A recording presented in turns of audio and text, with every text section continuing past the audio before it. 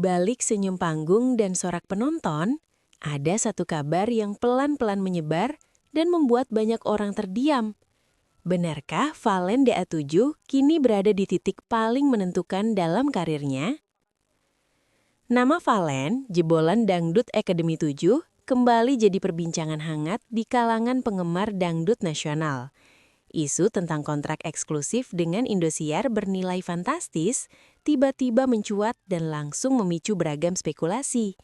Namun, sebelum menarik kesimpulan, mari kita bedah apa yang benar-benar terjadi dan apa yang masih sebatas cerita di balik layar.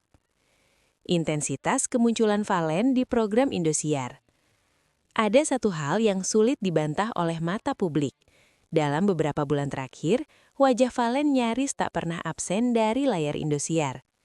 Berdasarkan penelusuran pada tayangan reguler, Valen terlihat konsisten hadir di berbagai program hiburan musik dangdut, mulai dari acara kompetisi, panggung spesial, hingga segmen hiburan non-kompetitif, kehadirannya terbilang stabil.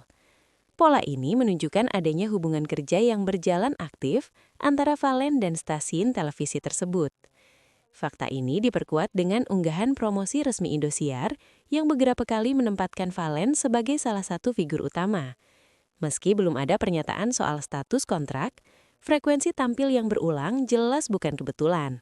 Dari sini, kita mulai masuk ke lapisan cerita berikutnya. Kontrak eksklusif bernilai 32 miliar rupiah. Disinilah cerita mulai berbelok tajam. Angka 32 miliar mendadak menjadi kata kunci yang ramai dibicarakan di media sosial dan forum penggemar.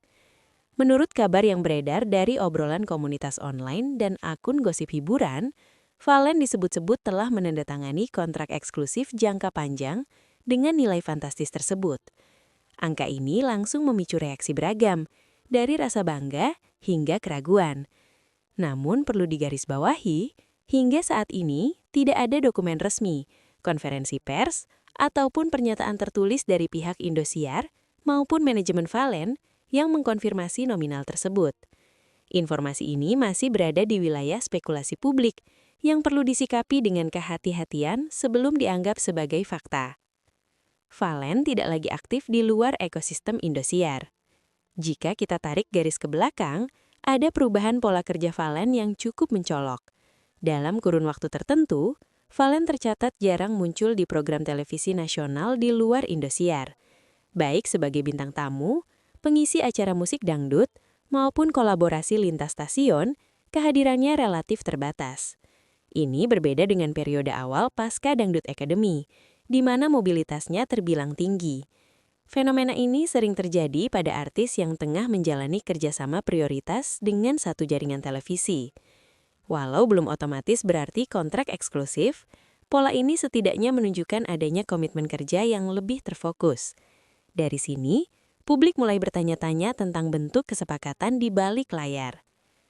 Valen disiapkan sebagai ikon dangdut baru Indosiar. Isu lain yang ikut menguat adalah narasi bahwa Valen sedang diproyeksikan sebagai wajah baru dangdut Indosiar. Cerita ini berangkat dari pengamatan penggemar yang melihat Valen sering ditempatkan di segmen strategis, mulai dari jam tayang utama hingga acara-acara spesial. Bahkan beberapa menyebut Valen sedang dipoles untuk mengisi peran yang dulu dipegang oleh ikon dangdut senior. Namun semua itu masih sebatas tafsiran dari pola tayangan. Tidak ada pernyataan resmi yang menyebut Valen sebagai ikon baru atau duta khusus Indosiar. Penempatan strategis bisa jadi murni keputusan kreatif, bukan penanda status eksklusif. Di titik ini, batas antara analisis dan asumsi harus tetap dijaga. Respons Valen yang cenderung hati-hati di ruang publik. Menariknya, Valen sendiri tidak menunjukkan sikap euforia berlebihan menanggapi isu besar ini.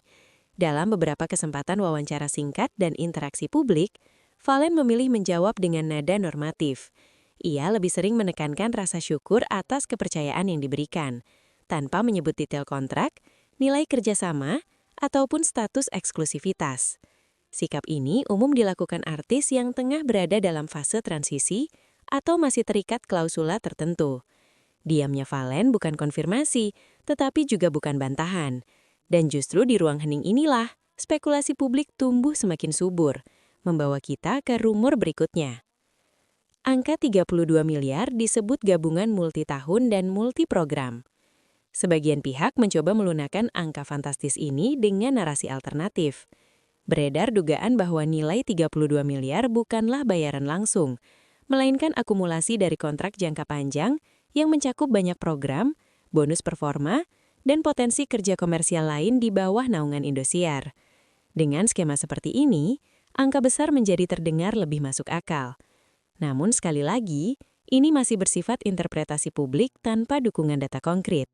Tidak ada rincian kontrak yang bisa diverifikasi secara terbuka. Selama pihak terkait belum berbicara, angka tersebut tetap berada di wilayah dugaan, bukan kepastian.